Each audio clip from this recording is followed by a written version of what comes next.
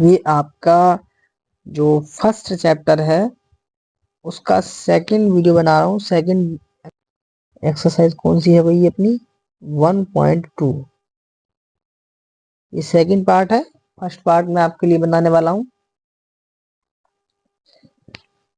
किस तरीके से होगा वो मैं आपको अभी इसमें वीडियो में ही समझाऊंगा।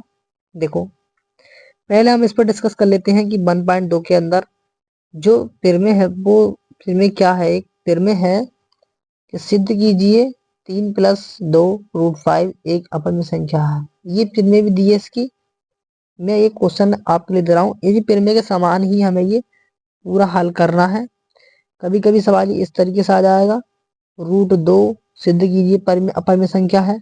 √7, ठीक है, √3 और √5 इस तरीके से सवाल देखने को मिलते हैं। तो इन सवालों का निपटारा हम एक ही वीडियो में करने वाले हैं। आपके लिए बस क्या है कि ये नंबर चेंज करना पड़ेगा भाई, बीच वाला, और बाकी सभी थ्योरी क्या है एक समान एक बराबर रहनी है, एक अक्षर कम नहीं होगा। समझ गए? चलिए स्टार्ट करते हैं, इसे देखते हैं कैसे हल करेंगे।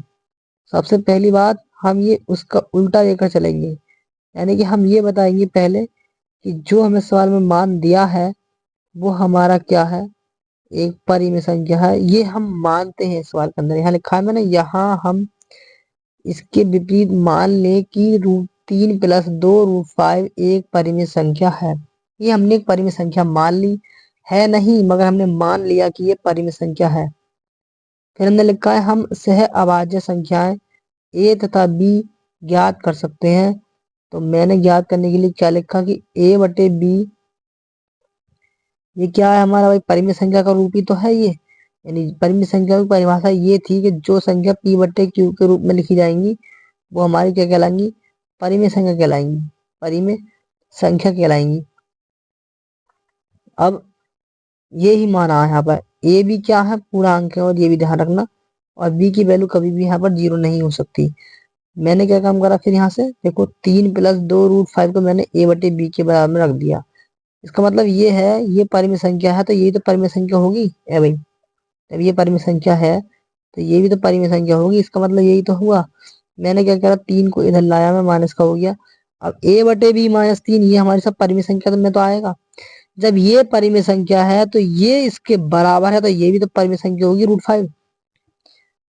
क्यों भाई, √5 भी क्या होगी हमारी परिमेय ही संख्या होगी, जब परिमेय संख्या के बराबर माना है मैंने। चलिए आगे देखते हैं। क्योंकि a और b क्या है, ये पूर्णांक है, यहाँ b की वैल्यू कभी भी 0 नहीं हो सकती, ठीक है। इसलिए a/b -3 एक परिमेय संख्या है, अर्थात 2√5 भी परिमेय संख्या होगी, यही परिमेय संख्या होगी। मगर ये कल्पना तो हमने गलत ली है ना, तो परंतु यह लिखा, परंतु इस तथ्य का विरोधाभास होता है कि 2√5 एक अपरिमेय संख्या है। क्या है? एक अपरिमेय संख्या है। क्या लिखेंगे हम इसके आगे कि यह जो अपरिमेय संख्या है, यह विरोधाभास हमारी गलत कल्पना के कारण प्राप्त हुआ है। अतः हम यह निष्कर्ष निकालते हैं कि 3+2√5 एक अपरिमेय संख्या है। क्या है? एक अपरिमेय संख्या है, अपरिमेय संख्या।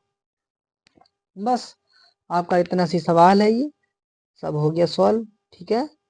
बस इतना सही सवाल है, ज्यादा बड़ा सवाल नहीं है। आप ये 2-4 लाइनें याद कर सकते हो, लिख सकते हो, ठीक। तो मिलते हैं अगली नेक्स्ट वीडियो में। थैंक यू, धन्यवाद। आज के लिए बस इतना ही काफी।